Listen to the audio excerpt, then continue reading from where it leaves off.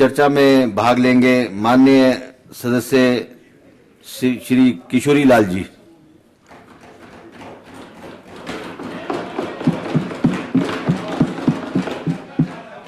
आदरणीय उपाध्यक्ष महोदय,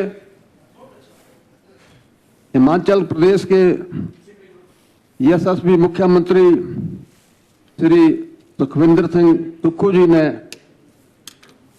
वर्ष 2024-25 के बजट अनुमान हिमाचल प्रदेश की विधानसभा में प्रस्तुत किए। बजट की चर्चा में भाग लेने के लिए खड़ा हुआ हूं और इस बजट का समर्थन भी करता हूं। उपाध्यक्ष महोदय, आपने बोलने का समय दिया, आपका दिल से आभार प्रकट करता हूं। ये सभी जानते हैं, पिछली सरकार के समय में 75,000 करोड़ का कर्ज और 12,000 करोड़ की देनदारियां, और प्रदेश में हुई भारी वर्षा की वजह से 12,000 करोड़ से ऊपर का नुकसान। इसके बावजूद आदरणीय मुख्यमंत्री जी ने जो बजट यहां पेश किया है, बजट विकासोन्मुखी, संतुलित बजट और हर वर्ग को राहत देने वाला बजट इस विधानसभा में प्रस्तुत किया है। इसकी हर वर्ग, चारों तरफ हिमाचल के लोग सराहना कर रहे हैं, लेकिन विपक्ष के लोगों को ये बजट हाजिम नहीं हो रहा है, क्योंकि इनका हाजमा खराब है थोड़ा। ये सभी जानते हैं, पुरानी पेंशन बहाल हुई, उसको भी आप इनकार करते हैं।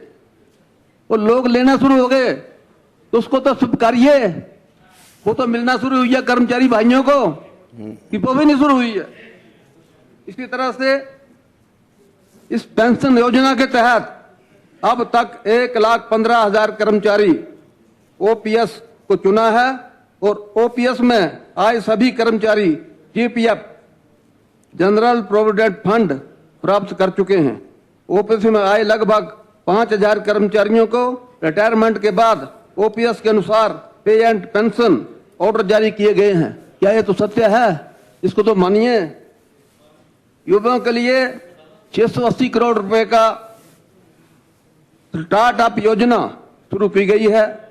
राजीव गांधी स्वराज योजना के अंतर्गत 50% उपदान पर ई टैक्सी और राजीव गांधी स्टार्टअप योजना के अंतर्गत निजी भूमि पर 50% उपदान पर 50 किलोवाट के सोलर पैनल लगाने का प्रावधान किया गया है और इसका कार्यान्वयन शुरू कर दिया गया है। उपाध्यक्ष महोदय, प्रदेश की लगभग 2,37,000 महिलाओं को जो मासिक पेंशन 1,100 रुपये लेती थी, उनका 1,500 रुपये तक पेंशन की गई है तथा लोड स्फीति से सभी महिलाओं को 15 रुपये प्रति माह देने जो है सरकार ने शुरू किए हैं। बाकी जिलों में भी इस योजना को शुरू किया जाएगा। प्रदेश में आपदा प्रभावितों को 45 करोड़ का पैकेज दिया गया है तथा पूरी राहत जो है वो समय पर मुहैया कराई गई। बरसात के दिनों में जब शादी आई और मैंने बैजनाथ विधानसभा चुनाव क्षेत्र में जहां जहां भी घर गिरे थे, मैं स्वयं वहां गया हूं और पूरी राहत मौके पे उन लोगों को दी गई।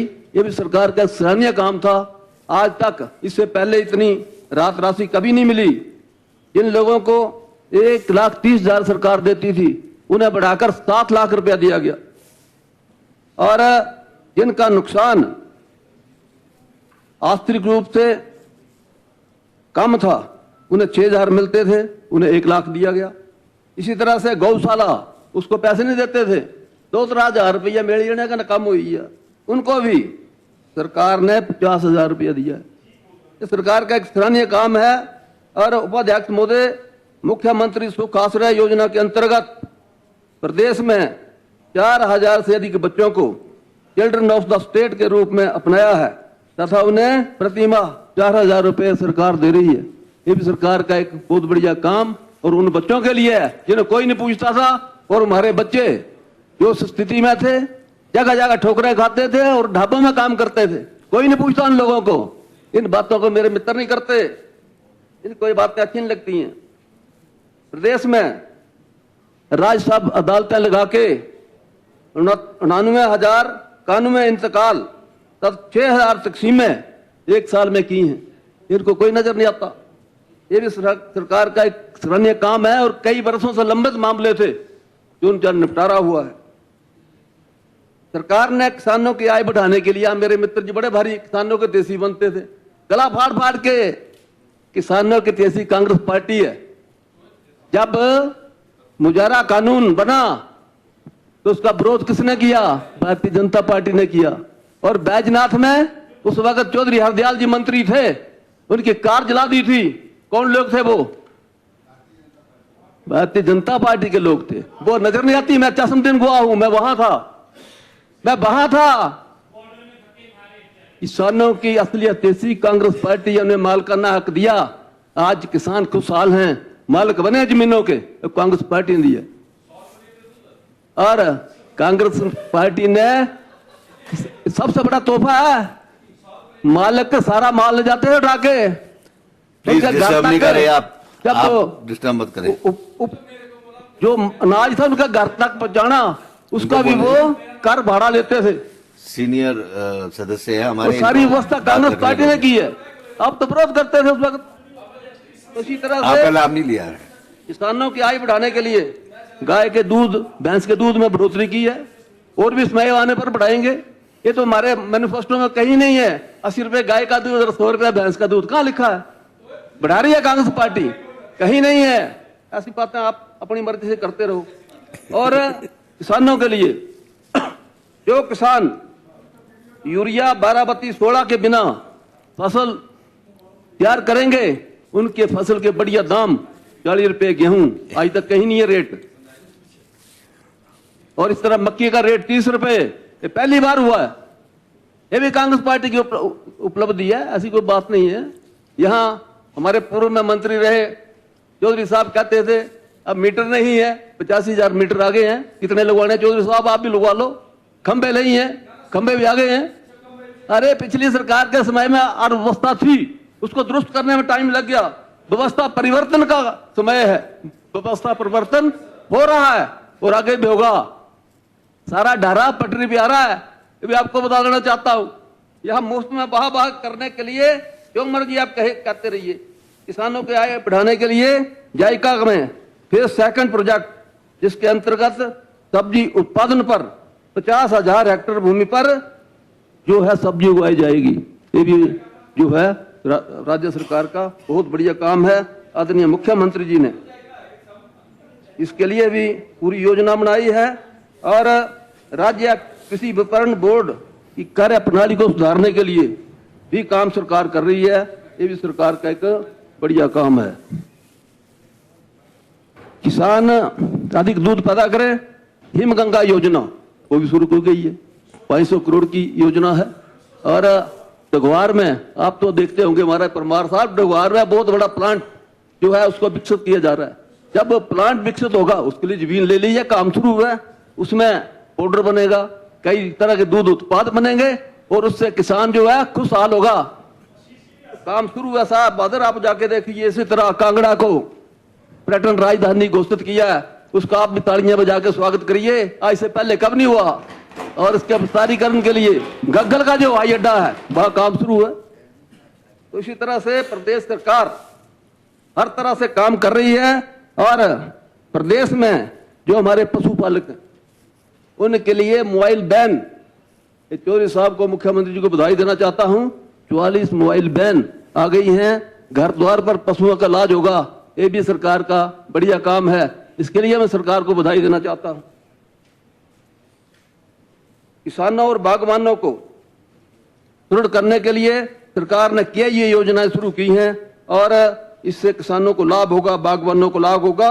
और किसान और जो हमारी बहुत बढ़िया स्कीम थी पूर्व की यूपीए सरकार द्वारा आरंभ किया गया, महात्मा गांधी ग्रामीण स्वरोजगार गारंटी एक्ट मनरेगा, उसकी भी दिहाड़ी बधाई है। पहली बार हुआ है।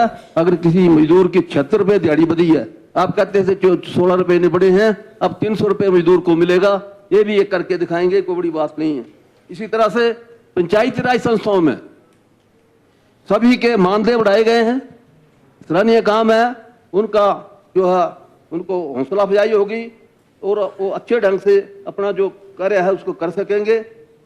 सभी तरह के जितने भी दूसरे हमारे आंगनबाड़ी है, दूसरे कार्यकर्ता हैं, उन सभी का मानदेय जो है बढ़ाया गया है। एक सबसे बढ़िया काम जिन्होंने रामायण लिखा, महर्षि वाल्मीकि जी, उनके जो अनुयायी हैं उनके लिए आवास योजना के लिए 3 लाख रुपए सरकार देगी। आज तक कोई नहीं पूछता था उन्हें, बेचारे सारा साल काम कर कर कर ऐसे ही रह जाते थे, उनको भी सरकार ने लाभ देने का प्रावधान किया है। इसी तरह से एकल नारियां, दूसरे जो हमारी विधवाएं हैं, उनको भी जिनकी आय 2.5 लाख से कम है, उन्हें मकान बनाने के लिए 3 लाख रुपए दिए जाएंगे। इसी तरह से सरकार द्वारा प्रधानमंत्री ग्रामीण सड़क योजना, प्रधानमंत्री सड़क योजना, इसमें हम भी स्वीकार करते हैं, लेकिन इसके लिए भी 500 किलोमीटर लंबी सड़कों की अपग्रेडेशन का काम जो है वो शुरू है। 325 किलोमीटर नई सड़कों का निर्माण होगा, 8 पुलों का निर्माण होगा, 15 बस्तियों को सड़क से जोड़ा जाएगा। इस प्रकार प्रधानमंत्री ग्राम सड़क योजना के अंतर्गत 825 किलोमीटर लंबी सड़कें, 8 पुलों का निर्माण किया जाना प्रस्तावित है। सरकार ने हर तरह के काम, हर वर्ग के लिए राहत देने वाला बजट जो है इसे यहाँ पेश किया है। इस बजट की हर तरह सराहना हो रही है। मैं बजट का समर्थन करता हूँ। उपाध्यक्ष महोदय, आपने बोलने का समय दिया, आपका बहुत बहुत धन्यवाद। जय हिंद, जय हिमाचल, जय बाबा भाई।